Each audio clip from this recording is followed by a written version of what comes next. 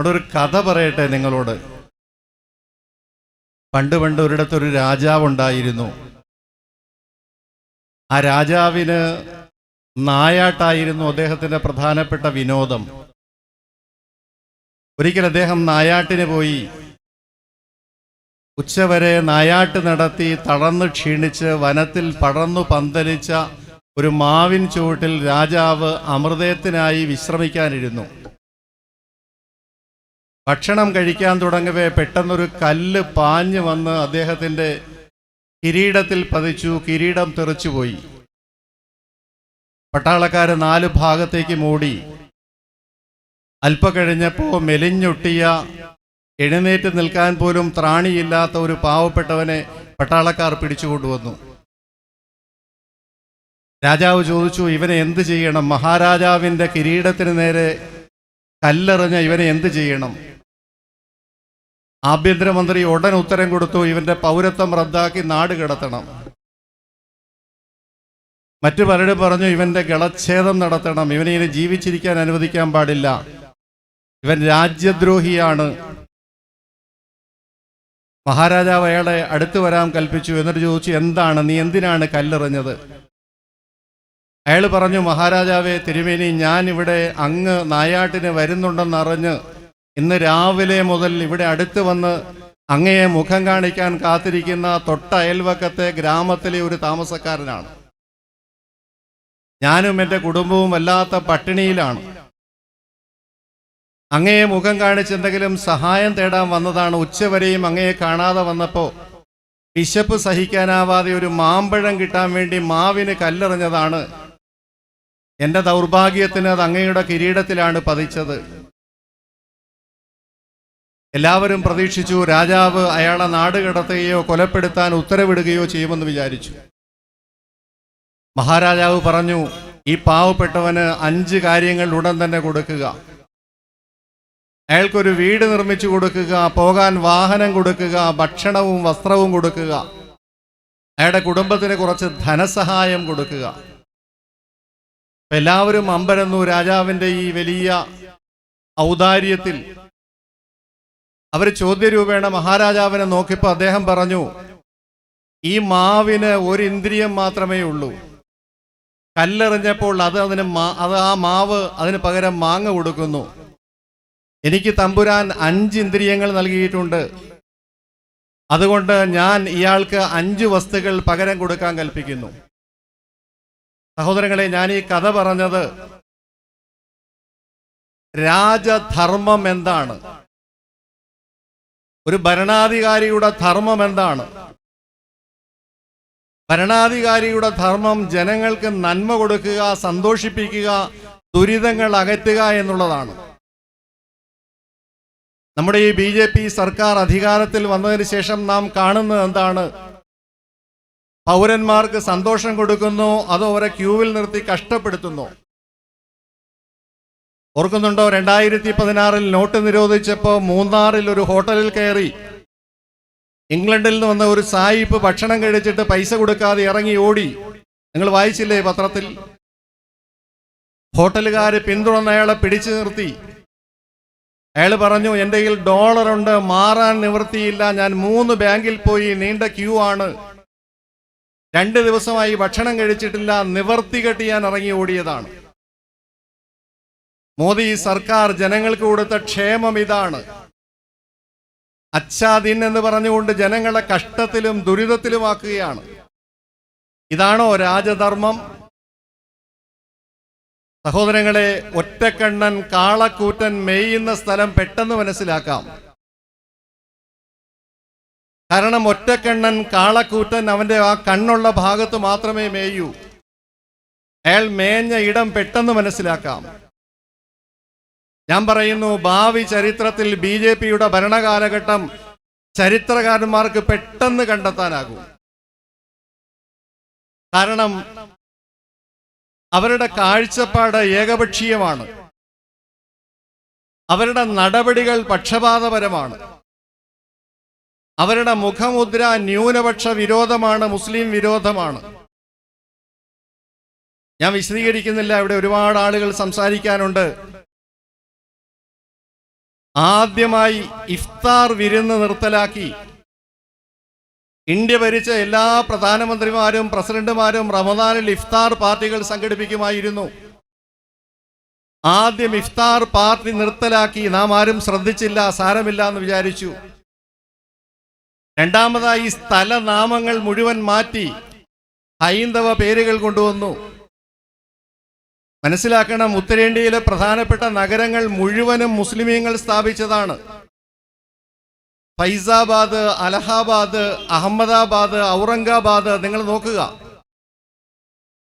ഉത്തരേന്ത്യയിലെ പ്രധാനപ്പെട്ട സ്ഥലങ്ങൾ മുഴുവനും മുസ്ലിമീങ്ങൾ സ്ഥാപിച്ചതാണ്, മുസ്ലിം ഭരണാധികാരികൾ സ്ഥാപിച്ചതാണ്. അത് മുഴുവൻ മാറ്റി. നമ്മൾ വിചാരിച്ചു എന്താ പ്രശ്നം, ഇപ്പൊ കവടിയാറിന്റെ പേര് നാളെ മാറ്റുന്നു. കവടിയാറിന് പകരം രാമവാഡ്, സീതയാർ എന്നൊക്കെ ആറ്റിയാൽ നമുക്കെന്താ പ്രശ്നം? ഒന്നുമില്ല. നമ്മൾ പരിഗണിച്ചില്ല. ഓരോന്നിലും മുസ്ലിം വിരോധം പച്ചയായി പ്രകടിപ്പിക്കുകയായിരുന്നു. മൂന്നാമതായി UAPA കൊണ്ടുവന്നു. ഭരണകൂടത്തിന് ആരെയും ഭീകരനാക്കാം, ഏത് നിമിഷവും അകത്താക്കാം. നാലാമതായി മുത്തലാഖ് കൊണ്ടുവന്നു. ഞാൻ വിശദീകരിക്കുന്നില്ല. ദയവായി കേൾക്കുന്ന ആളുകൾ, മൗലവിമാരാരും നിങ്ങളുടെ വീട്ടിൽ പോയി പെണ്ണുങ്ങളോട് മുത്തലാഖ് നിയമം എന്താണെന്ന് പറയരുത് കേട്ടോ, പറഞ്ഞാൽ പ്രശ്നമാണ്. മനസ്സിലാക്കിയിട്ടുണ്ടോ എന്താണ് മുത്തലാഖ്? എന്റെ ഭർത്താവ് എന്നെ 3 തലാഖും ചൊല്ലി എന്നൊരു പെണ്ണോ പെണ്ണിന്റെ ബന്ധുക്കളോ പോലീസ് സ്റ്റേഷനിൽ ഒരു പരാതി കൊടുത്താൽ 3 വർഷം ജാമ്യമില്ലാത്ത തടവാണ് കുറ്റം. ഇന്ത്യയിൽ മുസ്ലിം സമുദായത്തിൽ മാത്രമാണോ വിവാഹ പ്രശ്നങ്ങളുള്ളത്? ഇന്ന് കാരക്കോണത്തൊരു ഹിന്ദു കൊല്ലപ്പെട്ടിട്ടുണ്ട്. വിവാഹവും പ്രണയവുമാണ് വിഷയം. 10,000-കണക്കിന് ലക്ഷക്കണക്കിന് കുടുംബങ്ങൾ, ഹൈന്ദവ കുടുംബങ്ങൾ, ക്രൈസ്തവ കുടുംബങ്ങൾ പ്രശ്നത്തിലാണ്.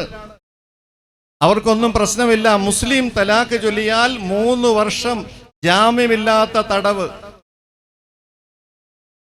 കൂടത്തായിയിലെ ജോളി 6 പേരെ മാരക വിഷം കൊടുത്തു കൊന്നു.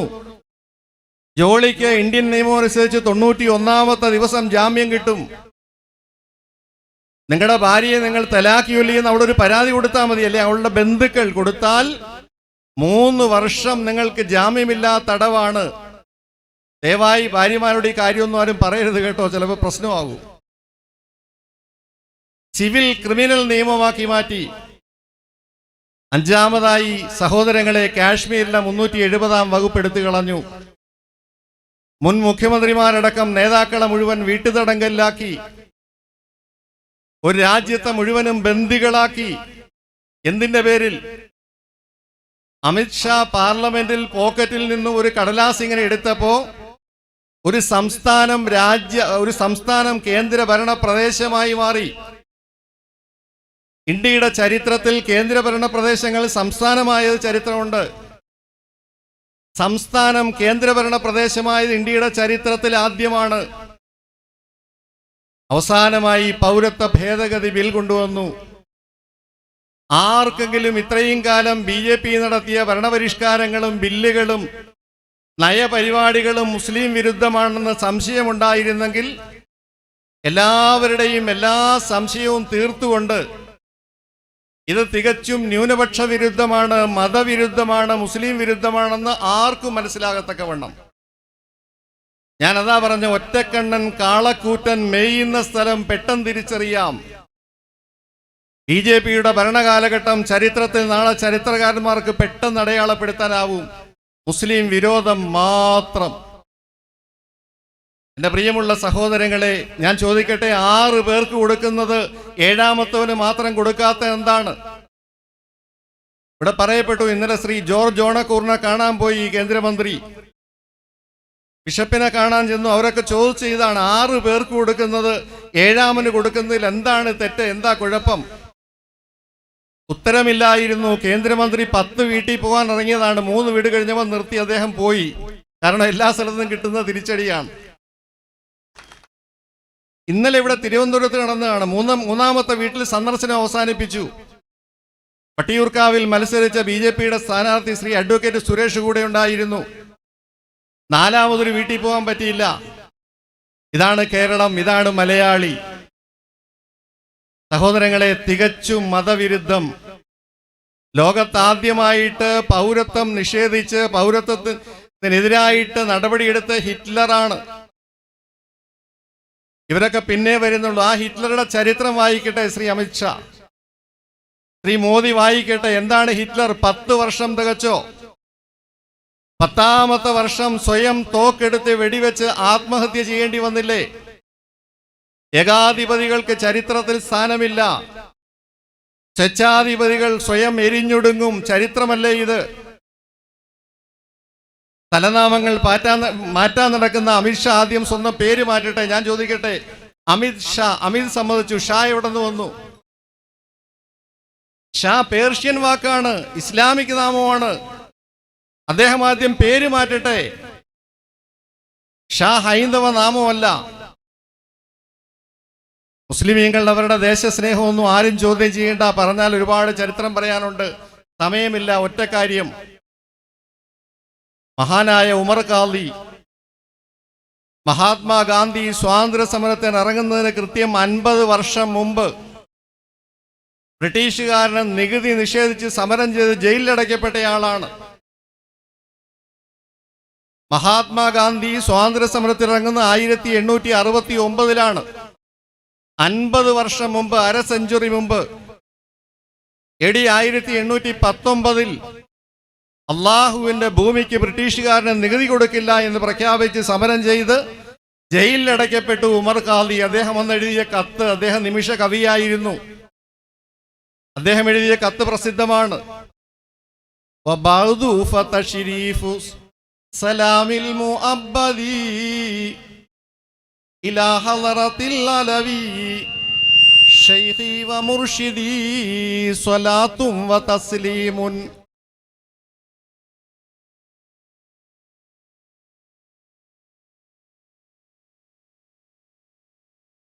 എൻ്റെ വഴികാട്ടിയും നേതാവും ഉസ്താദുമായ സയ്യിദ് അലവി തങ്ങൾക്ക് പാവപ്പെട്ട ഉമർ എഴുതുന്ന കത്ത്.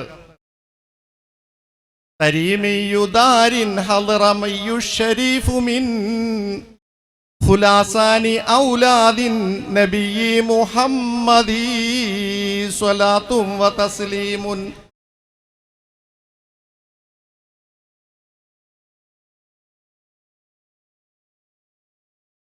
തരീമിയുദാരിൻ, തിരൂരിൽ താമസിക്കുന്ന, ഹളറമിയു ഷരീഫ്, ഹളറമൗത്തിൽ നിന്ന് ആഗതനായ അഷ്റഫുൽ ഖൽഖിന്റെ സന്താന പരമ്പരകളിൽപ്പെട്ട മഹാനവറുകളെ, സലാമും മിനൽ മഹബൂസി ഖദ്ദാമികും ഉമർ മുരീദികുമുൽ ആസിൽ ഫഖീരിൽ മുകമ്മലി സ്വലാത്തും വ തസ്ലീമുൻ.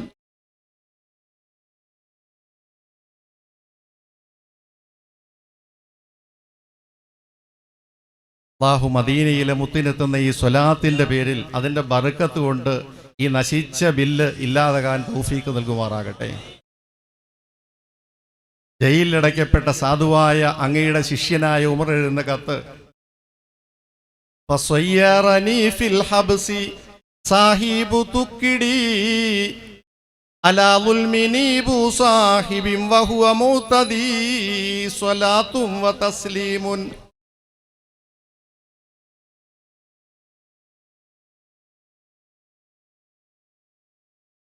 കോഴിക്കോട് ജില്ലാ കലക്ടർ നീബു സാഹിബിൻ്റെ കൽപ്പന പ്രകാരം തുക്കിടി സാഹിബ്, അന്നത്തെ ഈ SP DSP എന്നൊക്കെ പറയുന്ന ഒരു റാങ്കാണ് തുക്കിടി.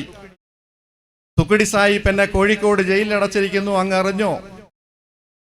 ഫസയ്യറനി ഫിൽ ഹബ്സി സാഹിബു തുക്കിടി അലാ ദുൽമിനി ബു സാഹിബിൻ വഹുവ മുതദി സ്വലാത്തും വ തസ്ലീമുൻ.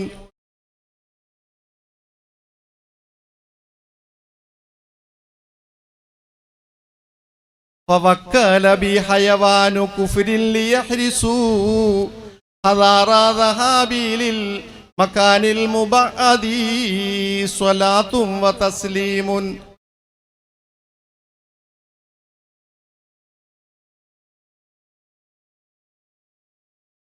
എന്നെ തടവിലായിരിക്കുന്നു തങ്ങളെ. ഞാൻ എങ്ങോട്ടെങ്കിലും ഓടിപ്പോകുമെന്ന് പേടിച്ചിട്ടാണോ ഇവരെന്നെ തടവിലിടുന്നത്? ഞാൻ ഇന്ത്യയിൽ നിന്ന് എങ്ങോട്ട് പോകാൻ? വമാ ബിയദി മിൻ ഉദ്ദത്തിൽ ഹർബി ആലത്തുൻ വലൗ നഹ്വ സിക്കീനിൻ വഗൈറൽ മുഹദ്ദദി യതി അലൽ മുസ്തഫൽ മുഖ്താരി ഖൈറിൽ ബരിയതി. തങ്ങളെ എൻ്റെ കയ്യിൽ ഒരു പേനാക്കത്തി പോലുമില്ല, ഒരായുധങ്ങളുമില്ല. എന്നിട്ട് എന്തിനാണ് എന്നെ ഇവർ തടവിലിട്ടിരിക്കുന്നത്? മനസ്സിലാക്കണം, മഹാത്മാഗാന്ധി ഇന്ത്യൻ സ്വാതന്ത്ര്യ സമരത്തിനിറങ്ങുന്നതിന് അരനൂറ്റാണ്ട് മുമ്പ് 1819 ഹൈന്ദവ സഹോദരങ്ങൾക്ക് ഇതൊക്കെ പറഞ്ഞു കൊടുക്കണം.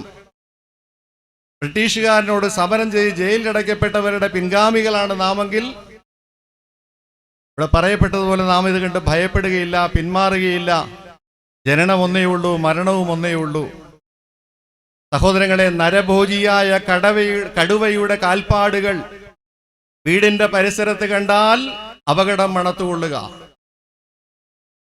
ആനയ്ക്ക് മദപ്പാട് കണ്ടാൽ ഈ ആന സാവധാനം ഒട്ടും വൈകാതെ കൊലയാനയായി മാറുമെന്ന് മനസ്സിലാക്കിക്കൊള്ളുക. വീട്ടിലെല്ലാവരോടും സ്നേഹത്തോടെ നന്ദിയോടെ പെരുമാറിക്കൊണ്ടിരുന്ന നായ ഒരു ദിവസം അതിൻ്റെ വായിൽ നിന്ന് ഈളയും പതയും നുരയും പതയും വരുന്നുണ്ടെങ്കിൽ, അതിൻ്റെ വാലിൻ്റെ ആകൃതി മാറുന്നുണ്ടെങ്കിൽ അതിന് പേ പിടിച്ചിരിക്കുന്നു എന്ന് മനസ്സിലാക്കുക. അള്ളാഹു കാത്തുരക്ഷിക്കുമാറാകട്ടെ. അള്ളാഹു ഈ കരിനിയമം പരാജയപ്പെടുത്തുമാറാകട്ടെ. ഇമാംസ് കൗൺസിൽ എല്ലാ ഉലമാക്കൾക്കും കൃത്യമായ അഭിവാദനം നേർന്നുകൊണ്ട് അള്ളാഹു അനുഗ്രഹിക്കട്ടെ എന്ന് ദുആ ചെയ്തുകൊണ്ട് വാഖിറു ദഅ്വാനാ അൽഹംദുലില്ലാഹി റബ്ബിൽ ആലമീൻ.